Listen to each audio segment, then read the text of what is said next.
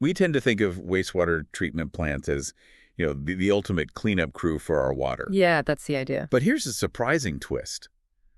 These very facilities, the ones designed to purify everything we send down the drain, well, they turn out to be a significant pathway for microplastics into the environment. It kind of flips the script, doesn't it? It really does. They're incredibly effective at dealing with many pollutants, sure, but the sheer quantity and the tiny size of microplastics, it's a unique challenge. Their infrastructure wasn't really built for that specifically. Exactly. And that's really the core of what we're diving into today. We're looking at this fascinating study that meticulously tracked, the amount of these tiny plastic bits in 3 wastewater treatment plants right here in Australia. Mm-hmm. Think of this as your shortcut to understanding where these plastics actually end up, and maybe the surprisingly effective roles of different cleaning stages, or maybe unexpectedly ineffective in some ways. And this deep dive, it should offer some crucial insights for anyone interested in the bigger picture of plastic pollution, beyond just when we first use it and throw it away. Right. We're basing our discussion today on the research paper, an audit of microplastic abundance throughout 3 Australian wastewater treatment plants. Yeah. So, we're sticking close to the data. Good. So our mission today is pretty straightforward. Yeah. Follow the journey of these microplastics through these 3 specific plants, from when they arrive in the raw wastewater all the way to where they get released or hopefully captured. Okay, let's unpack this. We know wastewater treatment plants handle microplastics, and the usual suspects are like those synthetic fibers shedding off our clothes in the wash. Right, textiles are a big one. And also those tiny plastic particles, the microbeads that used to be common in face scrubs and things. Yeah, although many of those are being phased out, thankfully. But their legacy, well, it likely lingers in the system. That makes sense. What's interesting here is that while understandably a lot of research has focused on the treated water, the effluent that flows out of the plants, there's long been this suspicion that actually the majority of microplastics entering the system get trapped in the sludge. Ah, right. That semi-solid stuff that settles out. Exactly. That makes intuitive sense, doesn't it? The heavier stuff sinks. And this sludge, which is often processed further into something called biosolids, that's where things get particularly interesting here in Australia.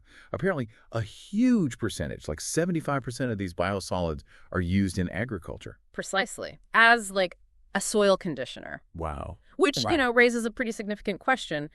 If these biosolids potentially full of microplastics are being spread on our farmlands, what does that mean? What are the implications for getting these particles into our land ecosystems? Exactly. And that's a key question this study really tried to tackle. They use what they called an audit approach. Right. Essentially a detailed, step-by-step investigation tracking microplastics larger than 25 micrometers. Now, that's still incredibly tiny. Oh, absolutely tiny, barely visible. But it let them get a handle on the bigger end of the microplastic spectrum as it moved through 3 major secondary wastewater treatment plants in a large Australian city. So it's a real look at what's happening in a real-world setting. Yeah, that audit approach is really key here. It means they weren't just, looking at the beginning and the end. They were systematically taking samples at various stages during the treatment. All the way through. All the way through. And then using data on water flow to estimate the total amount of microplastics moving through at each point. It's quite comprehensive.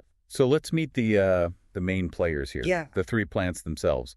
WWTPA, B, and C. And these are substantial facilities. WWTPA serves a huge population, maybe up to 700,000 people, processes a massive volume of water daily. Yeah, it's big. Yeah. And interestingly, it also takes in some sludge from another plant for processing. Okay.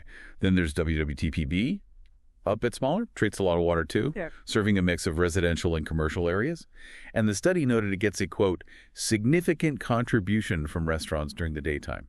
Which, could potentially change what's in the wastewater coming in. Different types of solids, maybe fats and oils. Good point. And WWTPC is another large plant, similar daily volume to Plant A, mostly from residential sources. And like Plant A, it also takes in extra sludge from elsewhere. The study mentioned that while they all have similar daily flow patterns, their weekly patterns can differ quite a bit, depending on the communities they serve. Makes sense. It does. And it's probably helpful for us and for you listening to have just a basic idea of how these plants clean the water. They all use what's called advanced secondary treatment, which involves a series of steps. First, there's screening, basically big filters to get out large debris, then grit removal for sand and gravel. After that, primary sedimentation, where heavier solids settle out. And finally, they use an activated sludge process. That's where microorganisms munch away at the dissolved organic stuff. Got it. And the sludge itself, what happens to that? Well, any excess sludge from that activated sludge part gets thickened up, mixed with the sludge from the earlier settling stage, Right. and then it's treated further, either digested by microbes or chemically stabilized. Then, finally, it's dewatered to become those biosolids we mentioned. So yeah, even before we think about plastics, it's a pretty complex process. It really is. Now, how did the researchers actually find and count these tiny plastic bits? How do you even do that? Well, they took samples at key points all along this treatment train, from the raw wastewater coming in after the first screening, after primary settling, right through to the final treated water leaving, and also the different types of sludge. And this wasn't just like dipping a beaker in. No, it was pretty sophisticated. For water samples, they often filtered huge volumes right there on site, using special gear with very fine mesh screens, down to that 25 micrometer size limit. And for both water and sludge, they used chemical digestion hydrogen peroxide to break down all the organic gunk. To get rid of everything but the plastic. Basically, yeah. Helps free up the plastic particles. For sludge, they also used density separation. They put the sample in a solution of sodium iodide, which is really dense. Okay. Much denser than most plastics. So the plastics float to the top, and they can collect them later. They even used a dye, rose Bengal stain, that stains natural fibers like cotton or wool pink. Ah, so you can tell them apart from the synthetic plastic fibers under the microscope. Exactly. It's all about isolating and accurately identifying the actual plastic. Okay, so they've isolated these potential plastics. Mm-hmm. How do they count them and figure out what kind of plastic they are? First, microscopy to count them and see their shape. Are they fibers, fragments, or maybe those little round beads or granules? Right. Then, to identify the type of plastic, they use techniques called microfourier transform, infrared spectroscopy, MFTIR, and another version, ATR-FTIR. Okay, fancy chemistry stuff.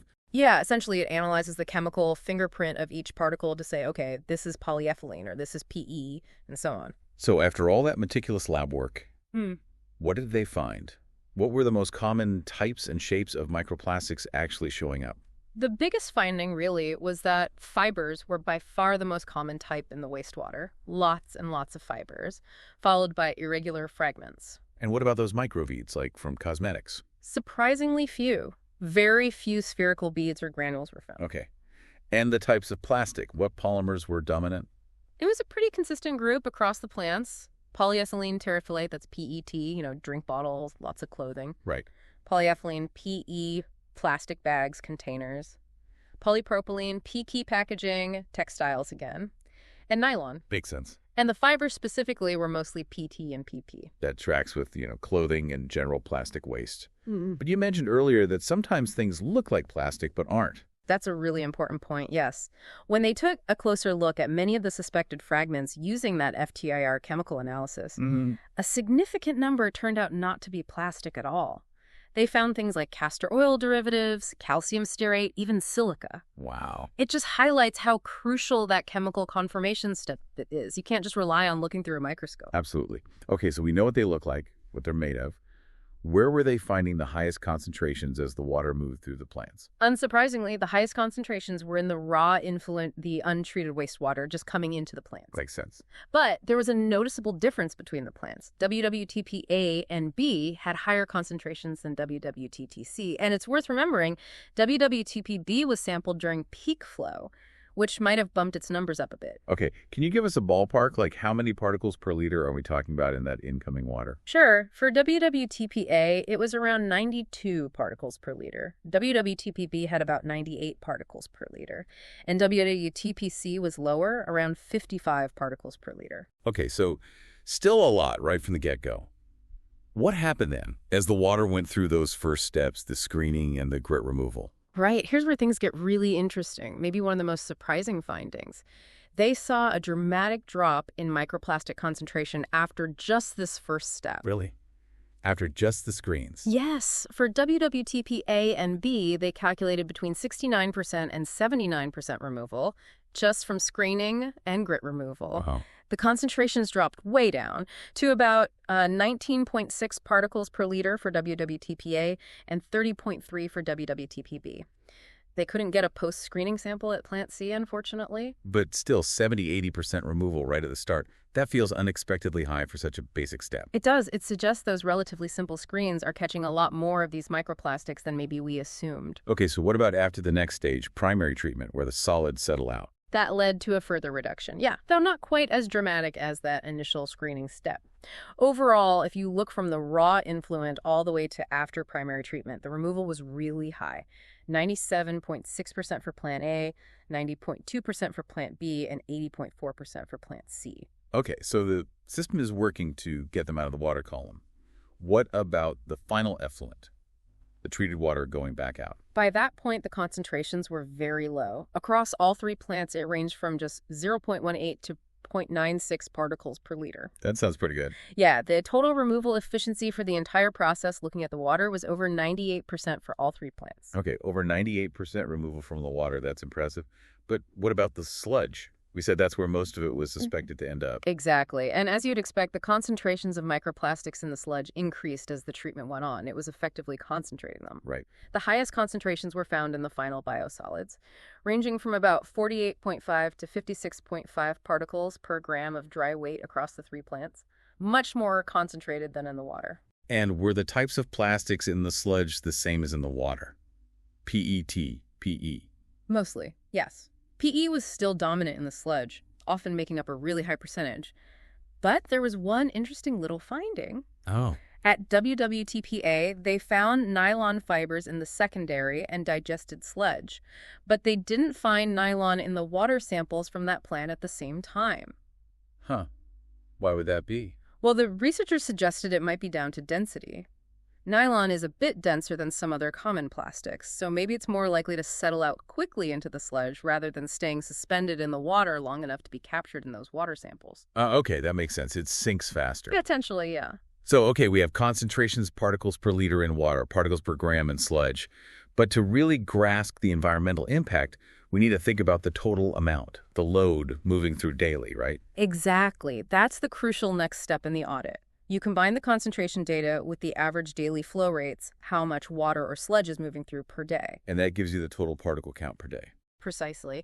And the numbers are, well, they're pretty staggering. For the initial inflow, just coming into the plants each day, we're talking billions of particles. Billions. Billions. Around 11.6 billion for WWTPA, about 5.9 billion for WWTTB, and 7.5 billion for WWTPC per day. Wow. Okay, those are huge numbers. Yeah. So what happened to that daily load after the initial screening and grit removal? You said the concentration dropped dramatically. Right. And this is where that key surprising finding really hits home when you look at the load. For plants A and B, the estimated daily load of microplastics removed by just screening and grit removal was significantly higher than the load ending up in the final biosolids. Wait, say that again? More particles removed by the initial screens than ended up in the biosolids? Yes, by about an order of magnitude higher. No way. Yeah.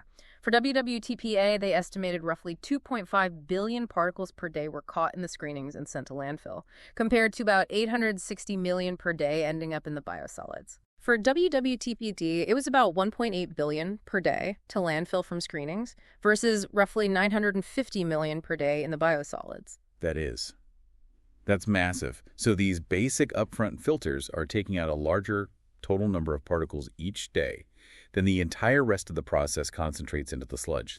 It feels totally counterintuitive. It really does. It shifts the perspective quite a bit. And how did the load in biosolids compare to the load released in the treated water, the effluent? Oh, the biosolids load was still way, way higher than the effluent load. Depending on the plant, it was anywhere from 3 times to over 50 times greater. Okay. So the vast majority isn't going out in the water. It's ending up in either the screenings or the biosolids. Correct. So big picture then, what does this tell us about where these billions of microplastics ultimately end up, environmentally speaking? Well, the study estimated that only a tiny fraction of the total microplastics coming in actually gets released in the treated effluent water, somewhere between 0.2% and 1.8%. Okay, a very small percentage. Very small percentage. But remember those huge initial inflow numbers, even 0.2% of billions is still a lot of particles. Right. What does that translate to daily? It still means somewhere between roughly 22 million and 133 million particles per day are being released into the aquatic environment from these plants. Okay, so not insignificant numbers even if the percentage is low. What about the biosolids, the stuff going potentially to farmland? What percentage ends up there? They estimated between 7.5% and 16% of the total incoming microplastics were retained in the final biosolids. And in daily particle numbers? Again, substantial. Between roughly 860 million and 1.2 billion particles per day across the plants, potentially being introduced to agricultural soils via biosolids. Okay. But it really, really sounds like the biggest chunk, the main event in terms of removal, is happening right at the start. Absolutely. That's the strongest message from this audit. The vast majority, between 69% and 79% for plants A and B, where they could measure it, is removed during that initial screening and grit removal. And that stuff goes where? It gets sent off to landfill. So we're talking billions of particles per day being diverted straight to landfill from just those two plants. Yeah, the estimates were between 4.1 billion and 9.1 billion particles per day combined for A and B going into landfill via screenings. So this study is basically saying, hey, everyone focuses on effluent and biosolids, but maybe landfills are actually a much, much bigger sink for microplastics coming from wastewater than we realized. That seems to be the major insight, yes. Potentially even more significant than the biosolids pathway, at least for these plants. Which is a pretty big shift in thinking. It is. And while, landfills are generally designed to contain waste, generally, the sheer volume accumulating there raises questions. Other research has shown that the liquid that drains from landfills, the leachate, it can contain microplastics, so it's not necessarily a completely locked away permanent sink. Good point. And we should probably mention, the researchers did acknowledge they couldn't account for everything. There was a gap. That's right. Somewhere between 10% and 14% of the microplastics entering the plants couldn't be fully accounted for in outputs they measured. Why was that? They suggested it might be due to the limitations of taking grab samples, essentially snapshots in time. Microplastic flow can be variable, depending on time of day, rainfall, industrial discharges. Right. So single samples might not perfectly capture the average over a whole day. Continuous monitoring might give an even clearer picture, but that's obviously much harder to do. Makes sense. You can only capture so much with a single sample. Exactly. But even with that limitation, the overall picture is quite compelling. So let's try and bring it all together. What's the single biggest takeaway message from this deep dive into these Australian wastewater plants? I think the most significant takeaway, the real headline, is the surprising effectiveness of those initial, relatively simple treatment stages, screening and grit removal.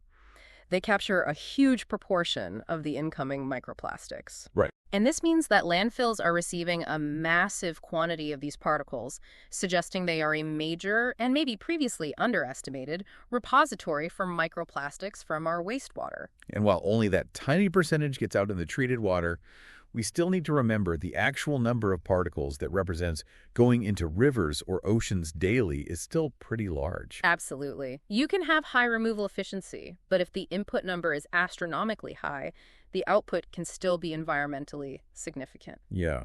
This research really just highlights how important it is to understand all these different pathways, doesn't it? So we can make better decisions about plastic use, disposal, waste management. For sure. And it shows how actions upstream, like reducing our reliance on single-use plastics, thinking about textiles that shed less, can actually have a real impact downstream on what eventually reaches these treatment plants and potentially the environment. Which leads us maybe to a final thought for you listening at home. Given this massive amount of microplastics apparently heading to landfills, what are the long-term consequences of that? Could these landfills become like a ticking time bomb, a future source of pollution themselves? It's a worrying thought. And what kinds of innovations, maybe in material science or in waste management itself, might we need to really get a handle on this pervasive issue? It definitely makes you think about our own contribution, doesn't it? Every little fiber, every little fragment. Where does it end up?